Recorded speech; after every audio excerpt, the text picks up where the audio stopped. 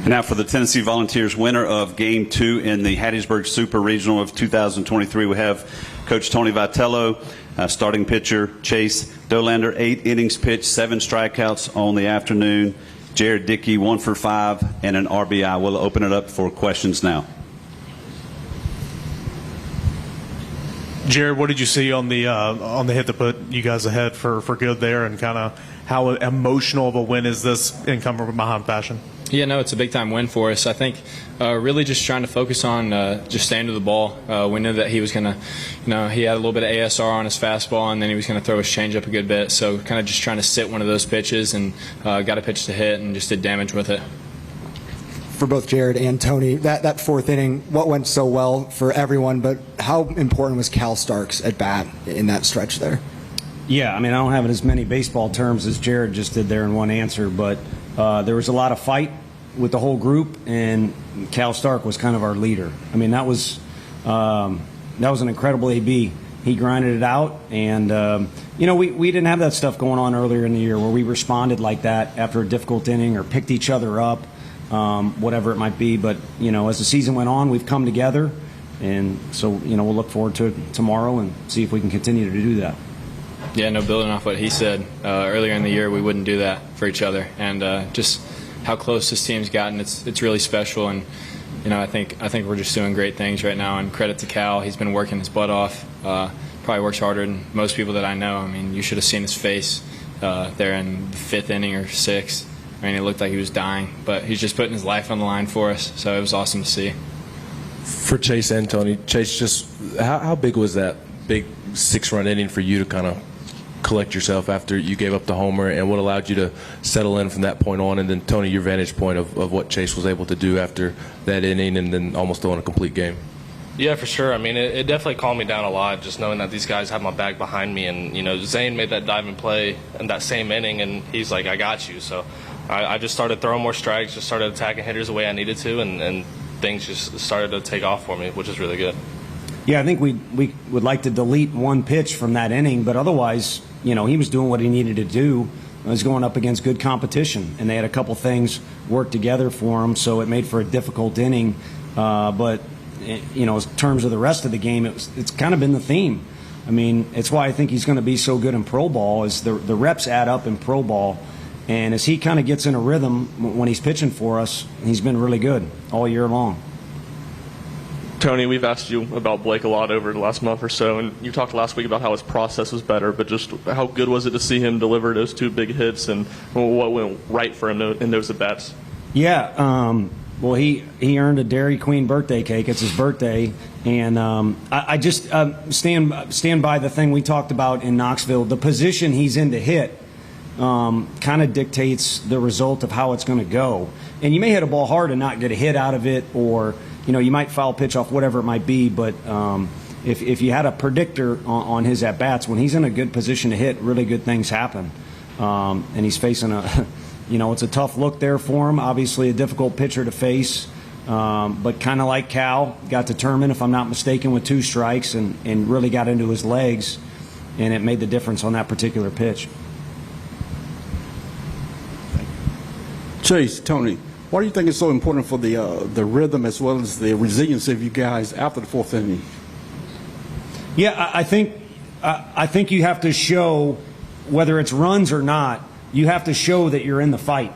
And this is an emotional deal for kids. It's why they, and we kind of act like kids too as coaches. So maybe, we get too much leeway. But I think you got to give everybody a little bit of benefit of the doubt with their emotions, whether they're near a dugout or the other or on the field, because there's so much going on. But if you get beat down, you get beat down, you get beat down, it's hard to have positive vibes or positive emotions. So to respond in a way to that, challenging inning where he gets a breather, first of all, but also just to show that we're truly in the fight was really important. And in the first game, we did that to start the day. And, Storm was so good, we couldn't finish the job. But that mentality and that approach made it a winning day for us. Yeah, just kind of going based off of what he said. just knowing that this team can come back from something like that just builds a lot of confidence for us, and like you said, builds that resiliency in us. And I feel like that's going to help us a lot down the road. I know we don't have much more to go, but just being able to have that knowledge of what we need to do and how we need to do it is just huge for us. Kind of following up on the emotions, Tony, how high were they running? Especially, it looked like some back and forth with the home plate ump and Frank and him talking and things like. Was it getting a little out of control at that point, and how did you kind of corral that? Yeah, probably me out of control. I think Frank was kind of more trying to angle and make points, and then he was doing a good job of kind of keeping us at bay because Hall works so quick, and we talked about it. He preys on frustration, and he does a lot to frustrate you because he's so good. And one of those things is to work really quick, and we had talked about making sure we take our time or take ownership of the box and be ready to go when you're ready to go. So that's kind of how that flared up. But I think it was handled well, especially, like I said, because, we're all fired up over on our side. But, again, when you're fighting for your season, whether it be one of the two teams here or anywhere across the country, there's going to be a lot of stuff going on. We saw that in our regional, and we saw it here. So, thankfully, it led to a good finish, but there's all kinds of ups and downs going on over in that dugout. Coach Chase mentions about the play at third by Zane. Obviously, hindsight 2020 now and how you were able to respond after that. But in the moment, did it feel like maybe a game changer, or now does it feel like a game changer? Yeah, it does. Now, to be honest with you, it's difficult to have much feeling about anything. It was such a long day, and it was a long night last night. Per the weather, we're sitting around waiting, so it feels like it's been a week-long deal. But you wouldn't have it any other way. You certainly want to be playing more than you want to be, at home or not getting the opportunity to play. So we're grateful for that. But it's been a long day, and I think the vibe I got from our dugout, it was a quick, good job. Chase certainly, Burnsy finished the game and with an exclamation, but it was a quick turn of page and, keep coming together tomorrow. Coach, this one's for you. Yesterday, completely different day. Southern Miss goes up 4-0, but today, obviously, different day, so things change. What did you see differently from USM today? I got to be honest. We just walked past some of their players, and you got to say good job. I'm looking at the box score for something that stands out.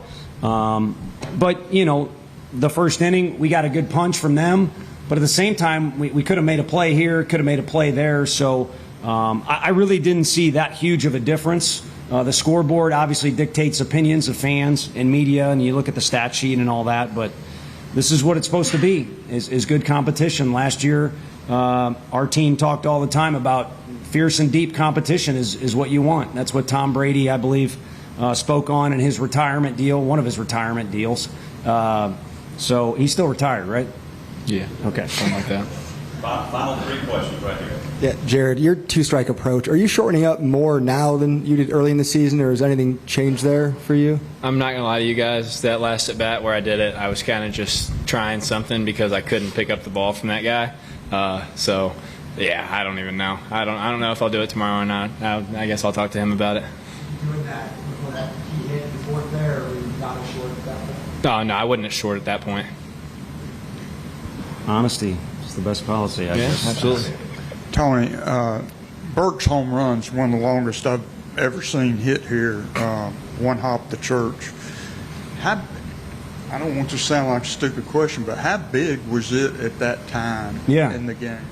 Well, they say in school, I didn't pay attention that much, but every question's a good question. I think, it's kind of like a basketball game. 2 points is 2 points. And I'm only referencing, I've been buddies with basketball coaches that are good dudes, and we got the best dude ever at our place. But, sometimes when you have an emphatic dunk, it can kind of shift the momentum a little bit. So, yeah, at times for us this year, he's hit them so long, it kind of changes the entire mood in the dugout, not just based off the scoreboard. Now, for today, I think it was just, again, to make sure we got something on the board. And, we knew we were facing that guy. Come on, everybody in the park knows he's one of their best guys because they got a lot of good pitchers. But you got your work cut out for you when you're facing that guy. And you never know. It could turn into a frustrating day where you're hitting some balls hard like Hunter Inslee did early in the game.